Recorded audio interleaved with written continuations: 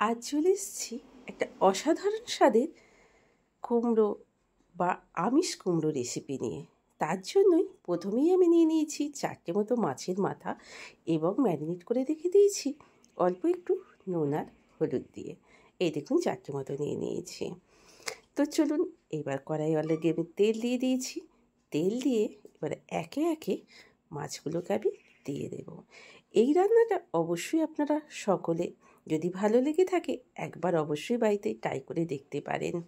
কারণ এটা ভীষণই সুন্দর। এই শীতকালের সময়ে একটু যদি মূলো দিয়ে কলাই ডাল আর এই কুমড়োর রেসিপিটা, আমিষ কুমড়োর রেসিপিটা যদি থাকে পাতে, আর আমি গ্যারেন্টি দিয়ে বলতে পারি যে কুমড়ো খায় না সেও চেটে পুটে আঙুল চেটে খাবে।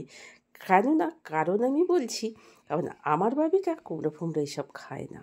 ও চেটে পুটে খেলো এবং বলল, মা আবার একদিন বানিও তো। তাতেই তো আমি ফিদা হয়ে গেলাম।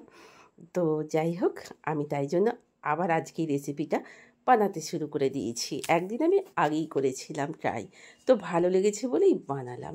এখানে বেশ কয়েকটা মশলা দিয়ে নিয়েছি। এখানে 4-5টা মতো রসুন আমি ছেঁচে আমি তেলের সঙ্গে দিয়ে দিলাম। অবশ্যই মাছগুলো তুলে দিয়ে অল্প একটু তেল যোগ করতে হয়েছিল বা অ্যাড করতে হয়েছিল।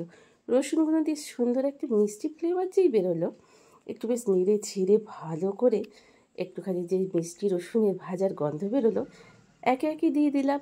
একটা তেজপাতাকে 3 ভাগ করে নিয়েছি, আর একটা দারচিনি, লবঙ্গ আর ছোটো এলাচ। বেশি আমি গরম মশলা দেবো না, যেহেতু তরকারিটা অল্পই। আর একটু গোটা জিরে। এবার ভালো করে এই মশলাগুলোকে রসুনের সঙ্গে সুন্দর করে আমি একটু ভেজে নেব। সুন্দর একটা মিষ্টি গন্ধ হলে আদা, রসুন আর কাঁচা লঙ্কার পেস্টটা এই পর্যায়ে আমি অ্যাড করে দেব। সেই সঙ্গে এইখানে দেখুন, কেটে রেখে দিয়েছি অনেকক্ষণ আগে আলু আর কুমড়োগুলোকে ধুয়ে। সমান সাইজের আলু, সমান সাইজের কুমড়ো, একটু বড় বড় সাইজের করে নিয়েছি। এই পর্যায়ে আমি এবার একটু অল্প করে পেঁয়াজ দিয়ে দেব এবং এইগুলোর সঙ্গে রসুন, তেজপাতার সঙ্গে সঙ্গে ভালো করে একটু সুন্দর করে আমি নেড়ে ছেড়ে নেব। হ্যাঁ গো বন্ধুরা, দেখবেন একটু যদি কলাই ডালের সঙ্গে এই কুমড়োর তরকারিটা খাওয়া যায় না, অবশ্যই যেহেতু মাছের মাথা দিয়েছি, এটা আমি কিন্তু বলতে পারবো না, লুচি, পরোটা বা নানের সঙ্গে ভালো লাগবে। লো ফ্লেমে আমি পেঁয়াজের সঙ্গে এবার দিয়ে দিলাম আলুগুলো। আলুগুলো পেঁয়াজের সঙ্গে সুন্দর একটু দেখবেন ভাজা হয়ে যাবে। তারপরেই একটু অ্যাড করে দিলাম গুঁড়ো মশলা, একটু ধনিয়া গুঁড়ো আর একটু কাশ্মীরি লঙ্কার গুঁড়ো আর একটু হলুদ গুঁড়ো। যেহেতু কাশ্মীরি লঙ্কাটা দিলাম অল্প করেই, একটু কালারটা হবে বলে। আর এখনকার হলুদ তো সুন্দর একটা মিষ্টি হলুদের কালারটা চলে আসবে, কাশ্মীরি লঙ্কার গুঁড়োটা দিলে একটু দেখতে ভালো লাগে। এই আর কি বন্ধুরা। তো যাই হোক, সুন্দর করে ভেজে দিলাম। এই পর্যায়ে এবার দিয়ে দেবো আদা, রসুন এবং কাঁচা লঙ্কার পেস্টটা। এবার এইটাও আলুর সঙ্গে, মশলার সঙ্গে, এবং একটা কাঁচা লঙ্কা দিলাম।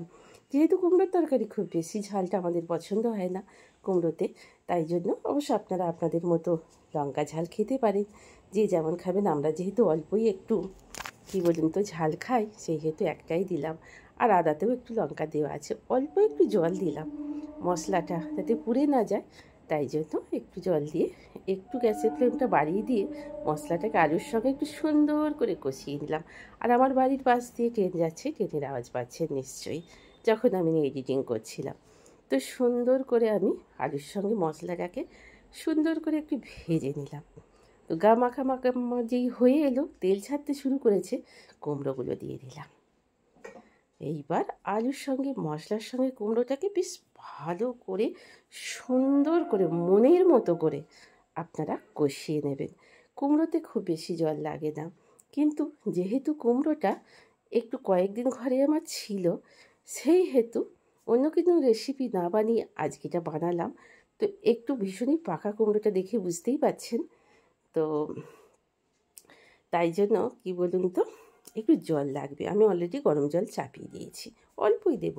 আর নুন একটু অল্পই দেখে দেবেন, যেহেতু 4টে মাছের মাথা ম্যারিনেট করার সময় নুন দেওয়া আছে। আর কুমড়ো যেহেতু অল্পই 2-4টে, চিনি তো দিতেই হবে, কারণ কুমড়োর তরকারি আমাদের অবশ্যই রুটি, লুচির এইসবের বেশিরভাগই খেতে লাগে। কুমড়োর তরকারিটা ভালো লাগে। যেহেতু আমি ভাতের জন্য করছি, তো আঁশ করছি, অল্পতে একটুখানি চিনি তো একটু দেবই, তো দিয়েও দিলাম। যদি আজকের এই রেসিপিটা কোনো বন্ধুর একটু ভালো লেগে থাকে বাড়ির জন্য একটু বানাতে পারেন। আর যদি নতুন কোনো বন্ধু হয়ে থাকেন অবশ্যই বন্ধুরা একটা কমেন্ট করতে পারেন কেমন হয়েছে।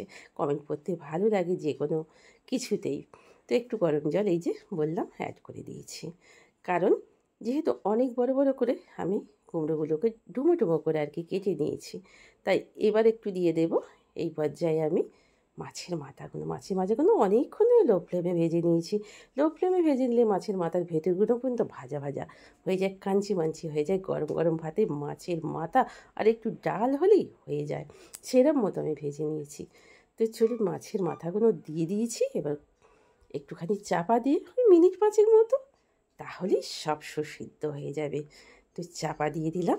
তো চলুন, আমি কিন্তু এখনও এখানে কোনো টক নামক জিনিস আমি একটুও দিইনি। এইবার আমি দেবো একটু, না বাবার শেষ পর্যায়ে চলে এসেছি আমি রান্নাটা। তো একটু দিয়ে দিলাম গ্রিন চিলি সসটা, বেশ কাঞ্চি মাঞ্চি টেস্টি টেস্টি হবে। আর শেষ পর্যায়ে দিয়ে দিলাম কসৌরি মেথি।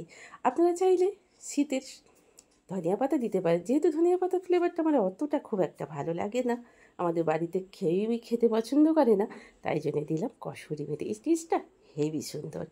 তো দেখুন বন্ধুরা, তেল ছাড়তে শুরু করে দিয়েছে তরকারি থেকে। তো চলুন, আজকের এই আমিষ কুমড়োটা মাছের মাথা দিয়ে আপনাদের কেমন লাগলো, কার কার ভালো লাগলো, যদি আমাকে একটু কমেন্টে বলেন, বা ভালো লাগলে লাইক কমেন্ট করেন, ইচ্ছা হলে নতুন বন্ধু হলে সাবস্ক্রাইব করে দিতে পারেন, তাহলে অনেক ভালো হয়। আবারও আসছি কাল ঠিক এই সময় আপনাদের জন্য আর একটা রেসিপি নিয়ে। তো চলুন, আজকের মতো এই পর্যন্তই। অনেক অনেক ভালো থাকুন, সুস্থ থাকুন।